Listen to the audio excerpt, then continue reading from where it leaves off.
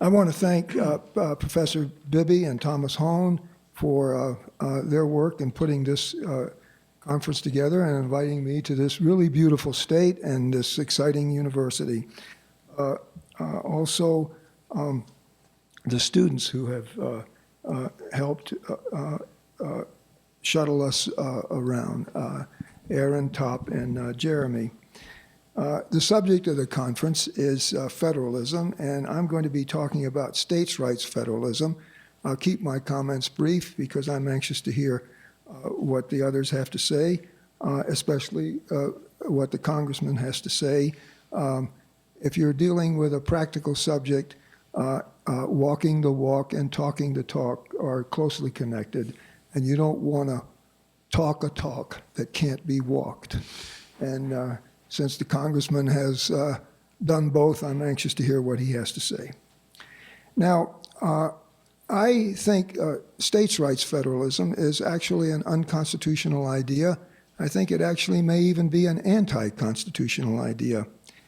But that's not to say that federalism is either unconstitutional or anti-constitutional, because there are really two kinds of federalism, roughly two kinds. Maybe some people can come up with a third or even a fourth kind, but roughly two kinds.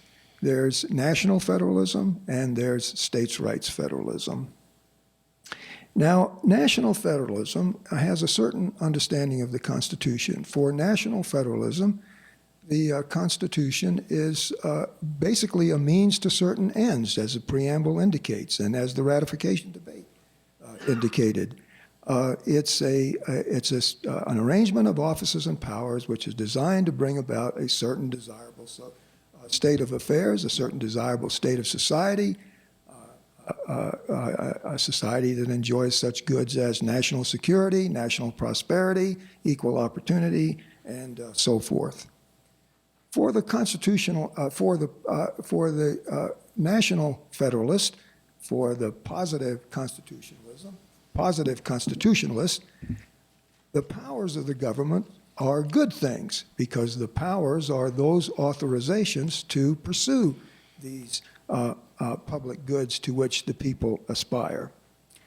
Also, for the National Federalist, as the National Federalist looks at the constitutional text, as it looks at the ratification debate, and most importantly, as he consults just plain old-fashioned common sense, that the powers of the national government indicate that the ends of the national government are superior, if you will, even morally superior to the ends of the states. And therefore, when Congress or the national government is doing what it's authorized to do, if it's pursuing goals that it's authorized to pursue, it may freely disregard the reserved powers of the states. Not only that, but when national policies and state policies clash, precisely because the national government is pursuing superior ends, the national government wins. Not only that, there are no reserved states' rights limitations on national power when the national government is doing what it's authorized to do. A further article in the among the tenets of national federalism is that constitutional power should be broadly conceived. Now, one of the interesting things about American constitutional thought for the past 225 years is that, for the most part, the states' rights position has not enjoyed a foothold in the area of America's foreign affairs and defense powers. The states' rights position has enjoyed a foothold only among the only with regard to Congress's, to the nation's domestic powers. Well, I'll get into that a little later. I better move on. I hope I have a chance to comment on that somewhat later. Now, the states' rights federalism subscribes to a negative constitutionalism. States' rights federalism, the basic understanding of the Constitution of the states' writer is that the Constitution as a way of limiting the powers of government, that constitutionalism means restraining the powers of government, essentially restraining the powers of government. So the states' writer sees the Constitution as dividing the powers, the total powers of government, into two spheres. One sphere belongs to the nation, the other sphere belongs to the states, and the national government, in exercising its powers, has to respect the line that separates state powers from federal powers, from national powers. The states' writer believes that there are basically two ways of honoring this so-called line between the powers of the nation and the powers of the states. Am I fading in and out? Okay. One is to define the national powers narrowly. The other is to say that even when Congress is doing what it's authorized to do, it has to limit itself in order not to encroach upon the reserved powers of the states. Now, two quick arguments can be made against states' rights federalism. The first is an argument against the negative constitutionalism of which the states' rights position is a part. Negative constitutionalism doesn't make any sense. It doesn't make any sense, at least it doesn't make any sense as an understanding of the American Constitution, for one simple reason. No one in his right mind would establish a government for the chief purpose of limiting the government. That would be like a furniture maker making a chair that's hard to sit on. Now, you can imagine a furniture making a chair that's hard to sit on if he's making the chair for the performance of some clowns in the circus. But no one who's interested in the demands of daily life and in the demands of government would build a machine, including the Constitution of the United States, that was just for the purpose of restraining the machine. So at some level, the states' rights position makes no sense because negative constitutionalism makes no sense. Also, another problem with states' rights constitutionalism is it seems to be unfair. One of the doctrines of the national position is that the states are part of the national system. The states participate in national policy making. The states participate in selections of the executive directly. The states participate indirectly in the selection of judges and ambassadors and other officials of the government. And of course, the states have the power to change the Constitution through constitutional amendments. So the states are part of the national system.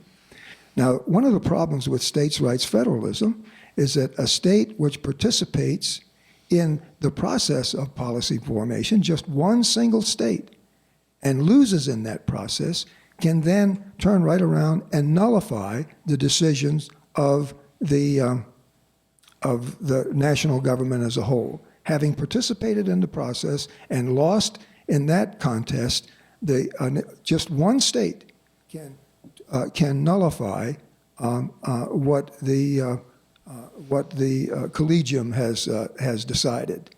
Now, the old-fashioned states writers in the early 19th century argued, John C. Calhoun, for example, argued that an individual state could nullify directly on its own.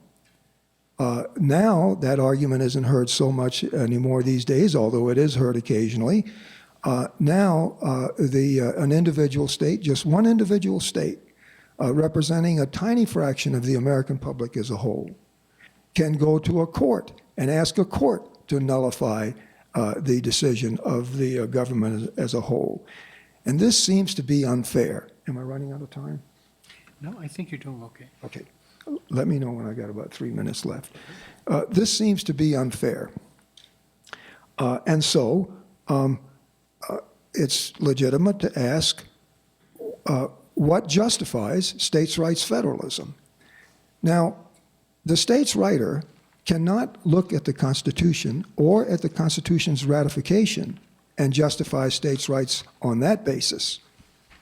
And the reason is, and I think almost any honest person would have to agree with this, to be honest with you, to be frank with you. The reason is that the constitutional text can be read both ways.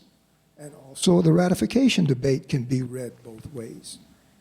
This morning we had presentation of the constitutional philosophy of James Madison.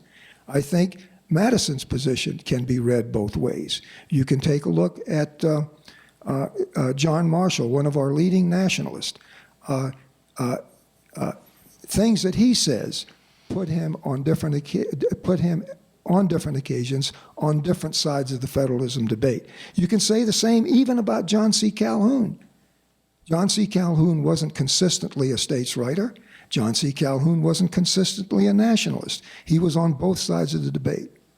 So then the question becomes this: why should we read constitutional text, and why should we read constitutional history the states' rights way? Why not read constitutional text, and why not read constitutional history the nationalist way? Now, my thesis is, and here I borrow from a classic article by Malcolm Feely and Edward Rubin. I think Professor Feely is going to be here tomorrow.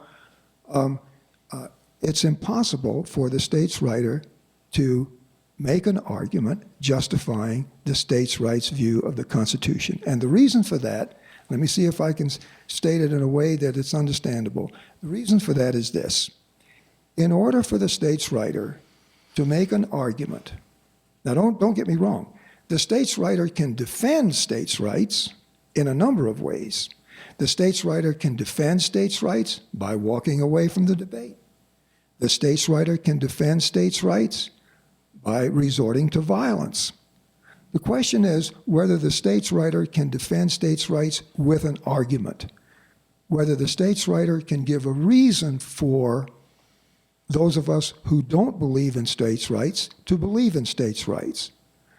Now, what I like to call the logic of the forum, the rules governing what it means to give a reason to somebody who disagrees with you. I won't go into this at length. I'll just summarize it, and maybe during the question period, I'll show you how this applies to the position that John C. Calhoun took on slavery. But the argument is basically this: in order for the states' writer to defend, to give a reason why we should read the Constitution the states' rights way, the states' writer has to appeal to, has to invoke some nationally recognized good or some nationally recognized moral standard, some nationally recognized good or some nationally recognized principle of political morality. And it's implicit in the states' rights position that the states' writer denies the existence of such a national good.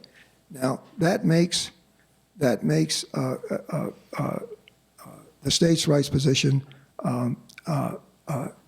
discursively indefensible. Now the question is, how can you justify nationalism? Well, once again, I appeal to Rubin and Feely. The way to justify nationalism is simply this: to recognize a distinction between centralizing authority as a constitutional matter and centralizing authority as a policy matter. Decentralized policy does make a lot of sense for all of the reasons that Professor Dinan enumerated this morning. Decentralizing policy does make a lot of sense. But decentralizing policy doesn't always work. Decentralizing policy has failed this country numerous times.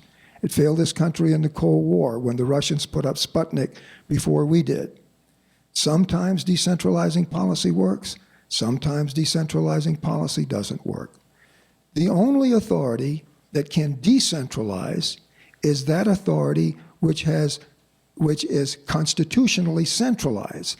Only a constitutionally centralized authority can decentralize policymaking on those occasions when there's a fair to middling chance that decentralized policymaking can work. Now, if it's come to the point where we can't trust our federal officials, our elected federal politicians, and our elected bureaucrats to decentralize policy when they ought to, then we need a new constitution. States' rights isn't going to work in any event.